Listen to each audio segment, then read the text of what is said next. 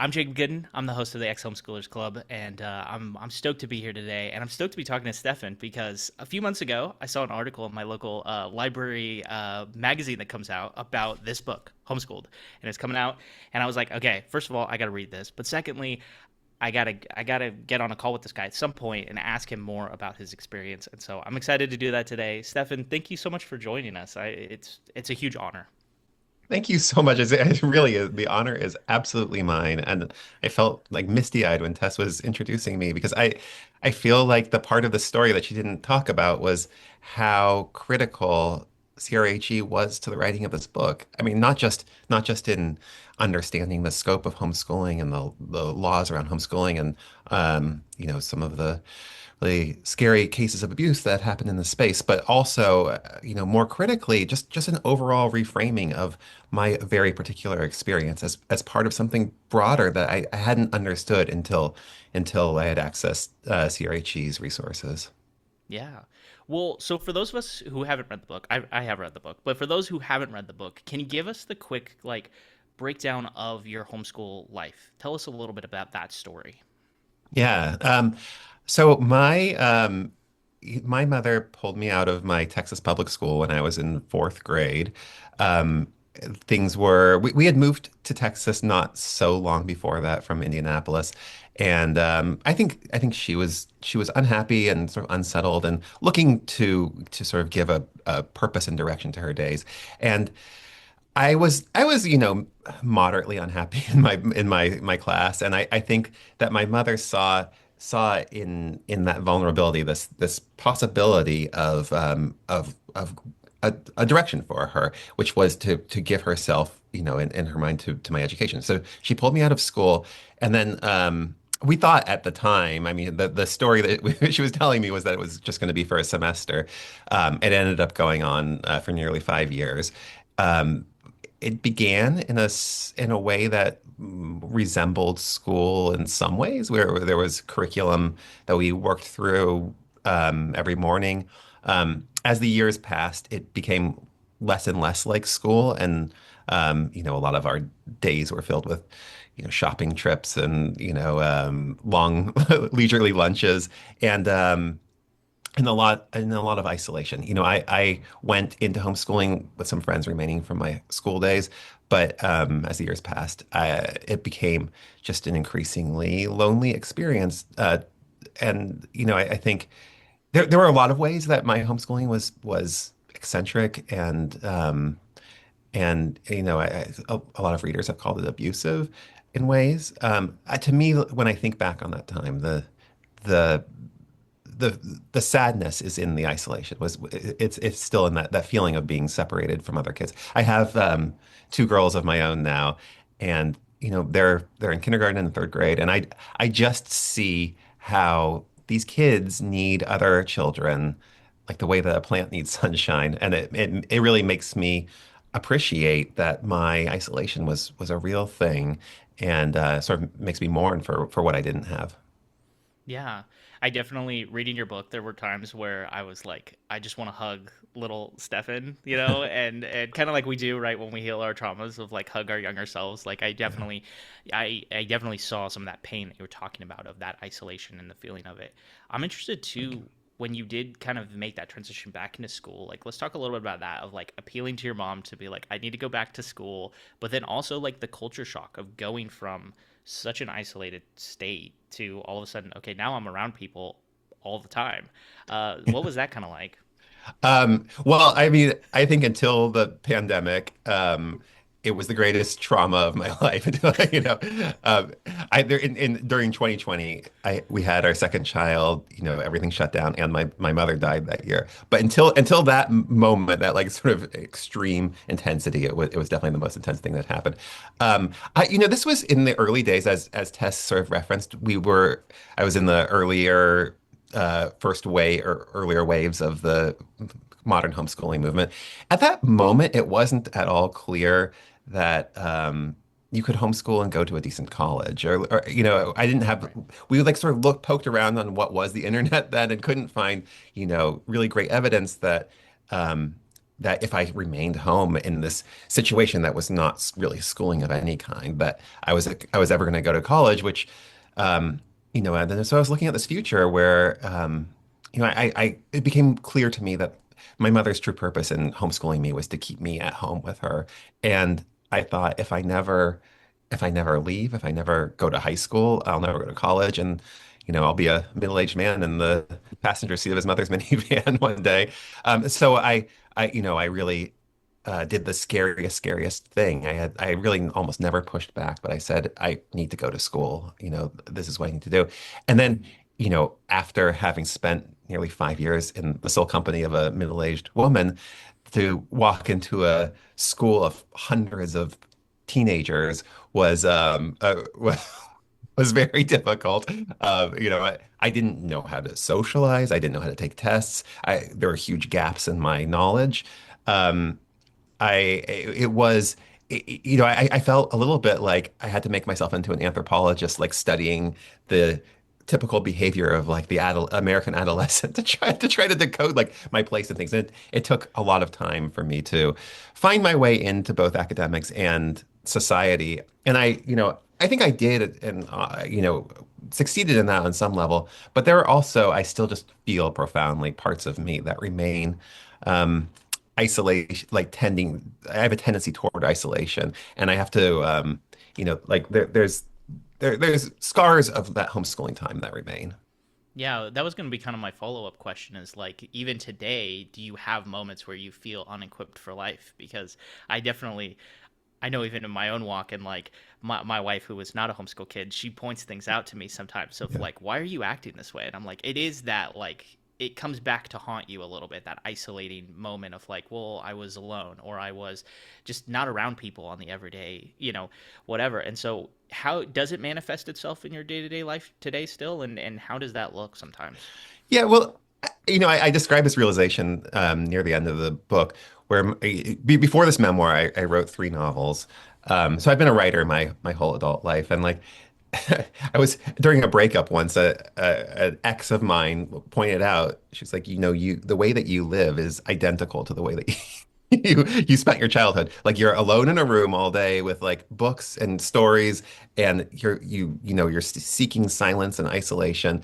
And at that point, I was still like, in this overly enmeshed relationship with my mother. So I was like still talking to her on the phone for significant portion of the day. To this day, I'm still like, I feel like the way that my personality developed because of that isolation has turned me into who I am today. And then also there's just complicated social things. Like I I do feel like I'm a socialized person now. I'm able to enter into groups and conversations fairly easily. But there are things I never learned how to do that I still feel. And one of them is long-term friendships has been like a real difficulty for me to like understand how to develop and maintain long-term friendships. Um, and then another is like, I was raised, my mother had this very, she was this, sort of larger than life, somewhat imperious, very prone to anger person. And so my social life for those 5 years was all about trying to placate her and to be the boy that she wanted to be. Because if I wasn't that boy, the punishments were so severe. She would stop talking to me, and then that meant that nobody was talking to me. And so my personality developed to placate, and that has been, I would say, like it might surprise people to hear, like in I've been in therapy for years, and that is like the centerpiece of my therapy is about like finding ways to like stand up for myself and to set boundaries because my childhood was so boundaryless. Yeah, no, that makes sense. Of trying to figure out like that. That's what I've done in the last couple of years too. Is like with therapy and things of like find those triggers that have created the personality of who I am today, right? And like, Mhm. sometimes it's for good, sometimes it's not so so good. Yeah. Uh, I had another question around your dad's involvement in like Mhm. your upbringing because like he is a part of the book, but like it really seems like your mom was the this is the wrong word I'm using here, but like the pusher of you being at home, where your brother, he got to go to school and Yeah. for all time, I'm going to say a normal childhood experience, a normal school experience, and then your dad was off to work. And so, Mhm. was your dad involved at all, or did he have any influence over like whether you were going to stay at home or go to school, or did you ever feel like I should go to dad and really try to advocate with him to be like, hey, can I get back into a traditional school setting? Yeah. What my father has told me is that he was very focused on what he sort of thought to be his part of our family's maintenance, which, I think our my parents worked under a sort of traditional patriarchal model where dad was in charge of making money and paying bills and fixing things with hammers and screwdrivers, and my mom was in charge of cooking and children and things in the more intimate domestic sphere. And so on some level, he was for a lot of these years, finances were stressful. He had to work really hard, and I think he has described to me that he was sort of blinkered in that, like he was just focused on like, that part of the work and was maybe not looking around as much as he has expressed that he wished he had. Um, I also think that my mother was um, very hard to confront. She remained that way her whole life, and she was a person who took any kind of pushback or critique as betrayal. She would, and she would really like shun you. She would shun him. She would shun anyone if you really pushed back against something. And when she set her mind to something, you should get like these theories in mind, or just like the right course of action. It was quite hard to in any way even have her reconsider. Um, I do think like from one takeaway from my own experience is like you know it does take two parents, and you do really need to you know make sure that you're always in alignment about the choices that are being made for the kids, and trying to be as best you can considering things from the children's perspective. The other small point I want to add to this is when you write a memoir, this book is what, 270 pages or something. It's not an autobiography. It's not like a whole life. It's you have to sort of choose to write about something in particular, an element of your life. And what I chose here was to write a book about my mother and my relationship with her. And so there's a lot more about I could have written about my brother, about my father, about other peripheral characters, but that was the story I wanted to tell. Yeah, no, that was one of the most, I think, interesting things for me when I picked up your book. And one of the things I struggled with initially when I started reading your book was that I went into it with a preconceived notion of it was going to be very much about your homeschool experience. Hmm. And and I had my own preconceived notions because I have my own experience, right? So I went into it being Yeah. like, this is what he's going to talk about it, and I'm going to relate to that. And instead, it's very much a story, like you said, about your mom and your relationship with your mom. And that just hit totally different because I also have, my own relationship with my mom, and it has its good moments and it has its bad moments and things like that. And so it hit on this totally different level that when I've talked to people about your book, it it's hard to describe it to people, and I'm like, I struggle with it because of these reasons, because it shows a mirror to my own relationships with Hmm. the people. And so I am interested in, you mentioned that you've been in therapy for a number of years, but what was kind of the catalyst for finally wanting to like write this story? And was Yeah. it therapy? Was it the death of your mom? What was kind of the thing where it was like, okay, now is the time, I want to tell my story? Yeah, well, thank you. I mean, on some level, I think I had known for some time that there was a story, the sort of like true story of my relationship with my mother that I had been dancing around in my fiction for a long time, and I got to a point after my mother died. I was living in New York. She was in Texas, and I just had this very strong feeling like it was during COVID. We just had a baby, so like this most critical relationship of my life just vanished. Like it was like I watched it all happen over screens. Um, and it was like my childhood. I had this feeling that it was like because she was the only other witness that everything was vanishing with her. So I just started to write down memories, and it was almost just journaling. It was like a kind of grief exercise. Uh, and I wrote down a lot. And then what, I thought maybe I'd use it for a novel or something someday. But then I was just like sort of curious what would happen if I started to revise some of these memories into something that looked like prose.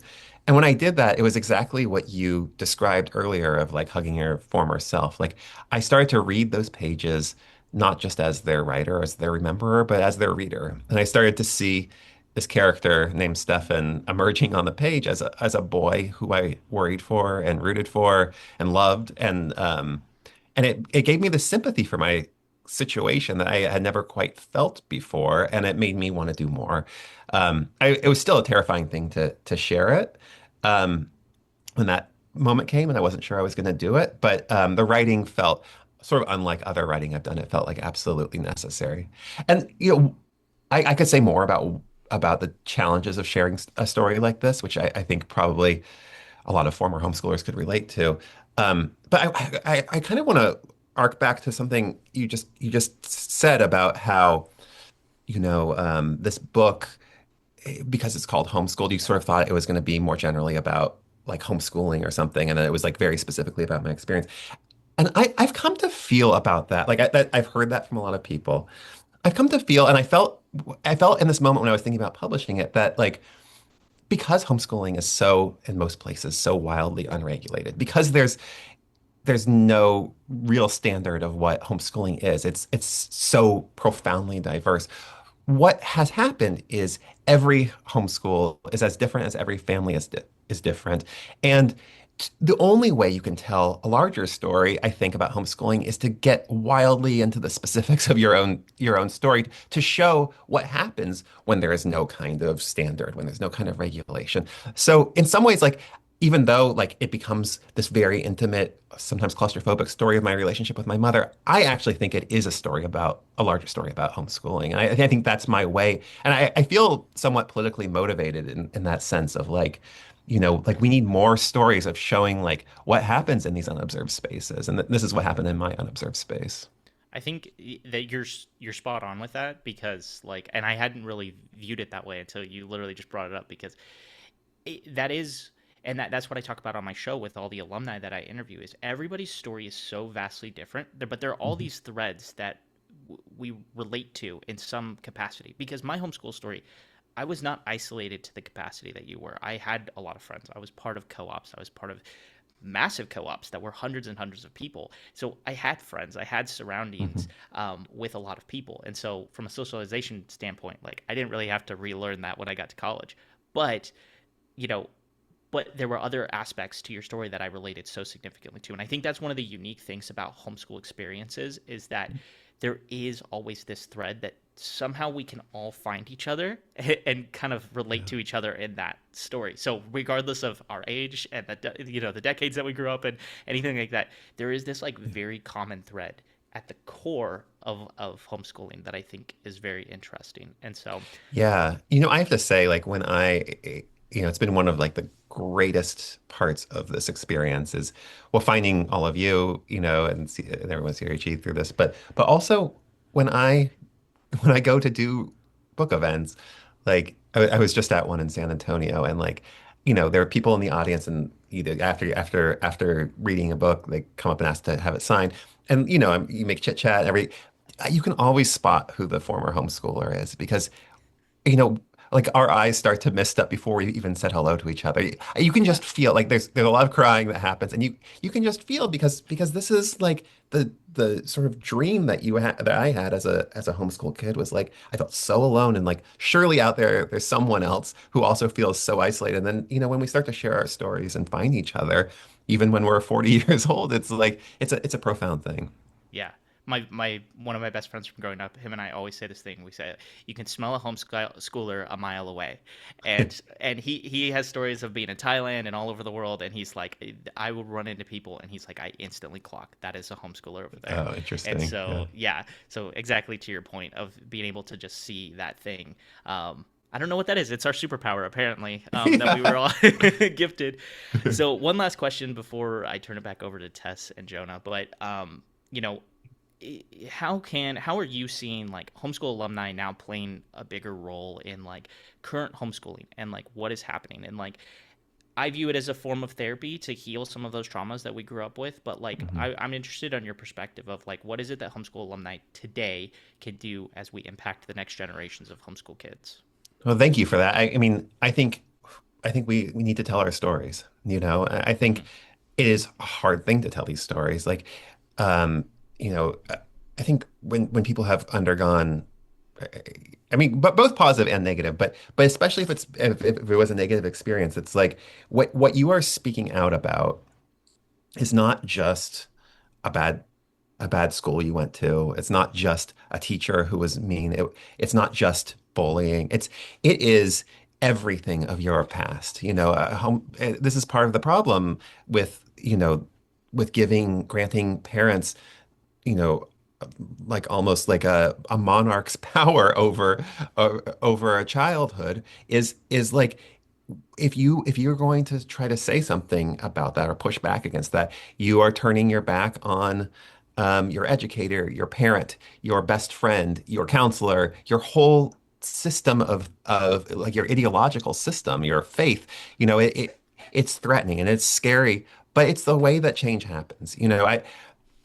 I think like this conversation is just so profoundly overdue, and like the fact that like this book has had a way bigger readership than I would have expected, and I think it's because there is a hunger for these stories. People are curious about it, but also I mean, a lot of the readership is former homeschoolers that like aren't seeing themselves represented, and I would encourage them to represent themselves more. I know sometimes, putting your name on a book and publishing it is maybe not the right way to do it, but I think a big first step is connecting with other homeschoolers through, online message boards and through the resources of the CRHE.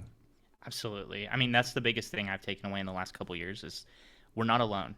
And Yeah. sometimes we want to feel we feel alone, but we are not alone. And so, thank you so much for sharing Yeah. some of your story. And I know Tess and Jonah probably might have some more questions for you, but for the audience, if you guys have not read this book, please go get it. Go buy a copy, go get it from your library, do what you got to do. Read this book. It's fantastic.